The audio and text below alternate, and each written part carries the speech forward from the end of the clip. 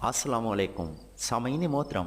अफ़गानिस्तान पर Soviet union के हमले के बाद से पाकिस्तान और पाकिस्तान के गर्दो नवाह में पुरतशद्दुद और खूनी वाक़यात का जो एक ना थमने वाला सिलसिला शुरू हुआ था, उन्हीं वाक़यात में से 10 अप्रैल 1988 का वाक़या भी है जो मुल्क के हालिया सियासी मद्दोजर में शायद ज़हनों से मैब हो गया है। लेकिन रावलपिंडी शहर के बहुत से बासी जिनके प्यारे उस नागहानी आफत में उनसे जुदा हो गए थे, वो शायद उसको कभी न भुला पाएं। सामीन, उस दिन रावलपिंडी शहर के बासियों पर अफगानिस्तान भेजे जाने वाले अमरीकी मिसाइलों की बारिश में एक गैर मुसद्दका अंदाजे के मुताबिक कई हजार अफराद शदीद जख्मी हुए थे, जबकि 103 अफराद लुक़्मा अजल बन गए। उन लोगों में शायद खाकान अब्बासी के वालिद खाकान अब्बासी भी शामिल थे, जो उस वक्त वफाकी वजीर पैदावार थे। वो भी एक मिसाइल की जद में आकर अपनी जान गंवा बैठे। नाजरीन, पाकिस्तान की तारीख का सबसे भयानक वाक़या जब ओजड़ी कैंप रावलपिंडी में शदीद धमाका हुआ। ओजड़ी कैंप के इस अफसोसनाक वाक़या के बारे में मारूफ कालम निगार लिखते हैं कि उस क़यामत खेज दिन की याद मेरे ज़हन में बिल्कुल ताज़ा है। 10 अप्रैल 1988 को सुबह 10 बजे के करीब उसी धमाके से मेरी आंख खुली और गहरी नींद में उस धमाके की आवाज़ से मुझे यूं महसूस हुआ कि किसी ने कोई जस्ती संदूक दूसरी या तीसरी मंजिल से गली में फेंक दिया हो। बिस्तर से उठते ही मैं मिल्लत कॉलोनी में वाक़े अपने घर के बाहर सेहन में आ गया, जहां मेरी मरहूम वालदा हैरत से खड़ी आसमान की तरफ देख रही थी। फिजा में मिसाइलों की आवाज़ें आ रही थीं और इसी दौरान एक मिसाइल हमारे घर की तीसरी मंजिल पर आ गिरा और कुछ कंकर हमारे सरों पर आकर लगे, तो हम फौरन सेहन से छत के नीचे चले गए।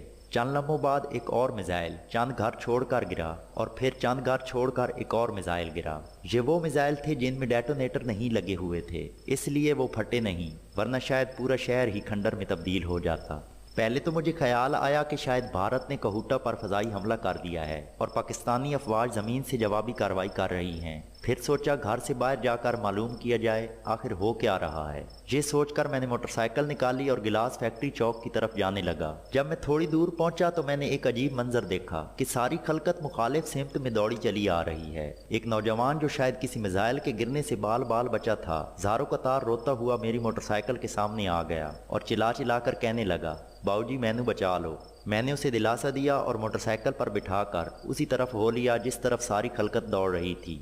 थोड़ी दूर जाकर मैंने उस नौजवान को नीचे उतारा और खुद मरी रोड की जानिब हो लिया। जब मैं थोड़े फासले पर पहुंच गया तो वहां जाकर मुझे मालूम हुआ कि ओजड़ी कैंप में धमाका हो गया है। एक अफरा तफरी का आलम था। कुछ लोग सड़क को ब्लॉक करके लोगों को उस तरफ जाने से रोक रहे थे। मैं रुकावटों को अबूर करता हुआ ओजड़ी कैंप की तरफ बढ़ रहा था कि एक और सहाफ़ी दोस्त से मुलाकात हो गई। उसके साथ मैं ओजड़ी कैंप से पहले उससे मुलेका आबादी गुलशन दादन खान की गली में दाखिल हो गया। गली में पहुंचकर सोचा कि किसी घर में जाकर फ़ोन इस्तेमाल करने की दरख्वास्त की जाए और दफ्तर को हालात से आगाह किया जाए। इसके बाद मैं अपने दोस्त के हमरा एक साथ वाले घर में दाखिल हुआ। घर के दरवाजे खुले पड़े थे। घर के अंदर दाखिल होकर मालूम हुआ कि मकीन भरा घर खुला छोड़कर जान बचाकर भाग गए हैं। मैं एक अजीब सी वहशत में दोस्त का हाथ पकड़कर घर से फौरन बाहर आ गया। उस आबादी में सारे लोग घरों को खुला छोड़कर महफूज मकामात पर मुंतकिल हो गए थे। पूरा मोहल्ला खाली पड़ा था और बहुत से घरों की छतें गिर चुकी थीं।